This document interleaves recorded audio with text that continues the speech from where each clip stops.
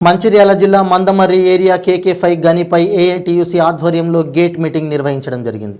ఈ కార్యక్రమానికి ముఖ్య అతిథిగా వేజ్ బోర్డు సభ్యులు AITUC రాష్ట్ర అధ్యక్షుడు కామ్రేడ్ వాసిరెడ్డి సీతారామయ్య హాజరయ్యారు.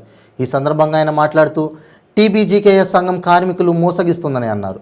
కోల్ ఇండియాలో 11వ వేజ్ బోర్డు ఏరియర్స్ 2/9/23 నాడు చెల్లించినారు. కానీ సింగరేణిలో ఏరియన్స్ తేదీ ప్రకటించకుండా ఈ నెలలో 2 సార్లు ఇస్తానడంతో AITUC ఆధ్వర్యంలో 9/9/23 తేదీ వరకు సింగరేణి వ్యాప్తంగా ధర్నాలు నిరాహార దీక్షలు చేశారు. యాజమాన్యం దిగి వచ్చి AITUCతో చర్చలు జరిపి ఈ నెల 21వ తేదీ నాడు ఒకేసారి ఇస్తానని చెప్పడం జరిగింది. కానీ TBGKS నాయకులు మా నాయకులు మాట్లాడి ఒకేసారి ఇప్పిస్తున్నారని కార్మికులకు అబద్ధాలు చెప్పి మోసగిస్తున్నారని అన్నారు. ఇకనైనా అబద్ధాల ప్రచారాలు మానుకోవాలని TBGKS నాయకులను హెచ్చరించారు. ఈ కార్యక్రమంలో కేంద్ర కమిటీ నాయకులు Akbar Ali, branch secretary Salendra Satyanarayana, joint secretary కంది శ్రీనివాస్, ఏరియా నాయకులు బాణయ్య తదితరులు పాల్గొన్నారు.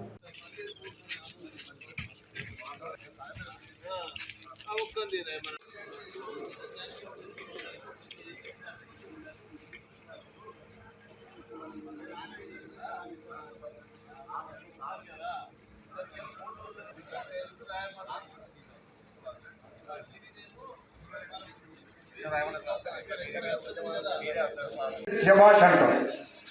మా డబ్బు నువ్వు తినకపోతే చాలు, మాకు ఇవాళ ఈ లాభాల వాట నువ్వు తెచ్చింది కాదు, నువ్వు ముఖ్యమంత్రి అయినంత కాదు, నువ్వు పుట్టక ముందే వచ్చింది. ఆనాడు కేవలం ఎవరు తెచ్చిందో కాదు కదా, కార్మికులు పోరాటం చేస్తే వచ్చిన అప్పుగా కాదు. దాన్ని నువ్వు ఇచ్చేదేంటి?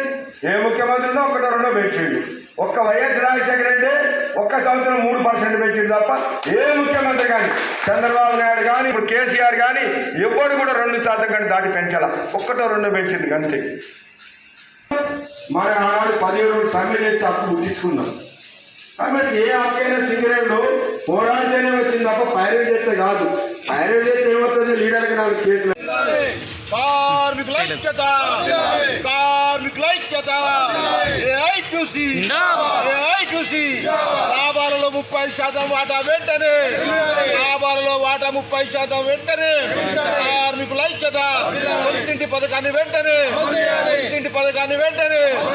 కార్మికుల ఐక్యత. కోల్ ఇండియా కార్మికులకు సెప్టెంబర్ 1వ తారీఖు నాడు వేజ్ బోర్డు ఏరియర్స్ ఒకే దఫాగా ఇచ్చారు. 10 వేజ్ బోర్డుల్లో కూడా సింగరేణి ఇచ్చిన తర్వాతనే కోల్ ఇండియా ఇచ్చింది తప్ప ముందుగా కోల్ ఇండియా ఏనాడు ఇవ్వలేదు. కానీ ఈనాడు కోల్ ఇండియాలో ఇచ్చిన సింగరేణి యాజమాన్యం మాట్లాడినందువలన AITUC ఆధ్వర్యంలో పోరాట కార్యక్రమాలు చేపట్టి బావుల మీద మెమోరాండాలు ఇవ్వటం, GM ఆఫీసుల ధర్నాలు చేయటం, GM ఆఫీసులు ముట్టడి చేయటం, GM ఆఫీసుల ముందు నిరాహార దీక్షలు చేయడం జరిగింది. దీనివల్ల యాజమాన్యం దిగొచ్చి రేపు 21వ తారీఖు నాడు అరియర్స్ ఒకే దఫా ఇస్తామని ఒప్పుకున్నారు. ఎప్పుడైతే యాజమాన్యం ఒప్పుకున్నదో TBGKS నాయకులు మా కవితక్క మాట్లాడితేనే ఒప్పుకున్నారని మాట్లాడుతూ ఉన్నారు. అసలు మీ కవితక్క గారు ఎక్కడున్నది? ఆమె పరిస్థితి ఇప్పుడు ఏమున్నది ప్రజలందరికీ తెలుసు. మీరు నిన్నటి దాకా 8వ తారీఖు నాడు సగం ఇస్తారు, 25వ తారీఖు నాడు సగం ఇస్తారనే పేపర్లకు స్టేట్మెంట్లు ఇచ్చి ఇప్పుడు ఒకేసారి ఇస్తామన్న తర్వాత పోరాటం వల్ల మేనేజ్మెంట్ దిగొస్తే మేమేం మాట్లాడమంటారా? ఇవాళ కార్మికులందరూ తుప్పున ఊస్తూ ఉన్నారు మీరు చేసేటువంటి పనులకి. ఇప్పటికైనా అర్థం చేసుకోండి. కాబట్టి అట్లనే ఇవాళ మేము AITUCకి ఇంకో డిమాండ్ చేస్తూ ఉన్నాం. ఈ అరియర్స్తో పాటు లాభాల వాటా కూడా ఒకేసారి ఇస్తే ప్రతి కార్మికుడికి ఒక 4-5 లక్షలు దొరికితే ఏదైనా కొనుక్కోవడానికి ఉపయోగపడతాయి. అట్లా కాకుండా ఇప్పుడు కొద్దిగా మళ్ళీ రేపు దసరాకి ఏదో లాభాల్లో వాటా, మళ్ళీ దీపావళికి దసరా బోనస్ అని ఇస్తే అటే పోతాయి, కార్మికులకు ఉపయోగపడవు పెద్దగా. కాబట్టి ఒకేసారి ఇవ్వాలని డిమాండ్ చేస్తే దాన్ని మీరు సమర్థించి పోరాడి సాధించాల్సింది పోయి ఈ చౌకబారు రాజకీయాలు చేయడాన్ని కార్మికులు గుర్తిస్తూ ఉన్నారు. అసలు ఇంకోటి అడుగుతూ ఉన్నాం, ఇవాళ సింగరేణిలో ఎన్నికలు 6 సంవత్సరాలైనా ఎందుకు పెట్టారు?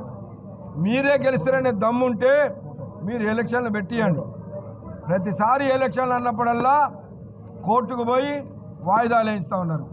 ఇవాళ హైకోర్టు ఆర్డర్ ఇచ్చినా కూడా నిన్న 11వ తారీఖు నాడు డిప్యూటీ సిఎల్సి పిలిచి వచ్చే నెల 28కి ఎలక్షన్లు పెడతా, 10వ తారీఖు నాడు నామినేషన్ చేయడం పెడతా అని నోటిఫికేషన్ ఇస్తానంటే మేనేజ్మెంట్ టీబీజీ కేసు కలిసి ఎలక్షన్లు వాయిదా వేయించ మళ్ళీ 22వ తారీఖు అని పెట్టిస్తారా? మళ్ళీ ఈ లోపల కోర్టుకు పోయి మీరు స్టే తీసుకోవడానికే కదా. అయినా అంటే నేను నిన్న కోర్టులో కేవేట్ వేయించినాం, మీకు స్టే రాకుండా రేపు చర్చలు జరిగితే మేము మాట్లాడతాం. ఎన్నిసార్లు వాయిదా ఇస్తుంది ఈ కంపెనీ, ఎందుకు ఎలక్షన్లు జరుపుతలేరు? కాబట్టి ఇవాళ సింగరేణి కార్మికులు కూడా దీన్ని గుర్తించాలని ఏఐటీసీగా విజ్ఞప్తి చేస్తా ఉన్నాం.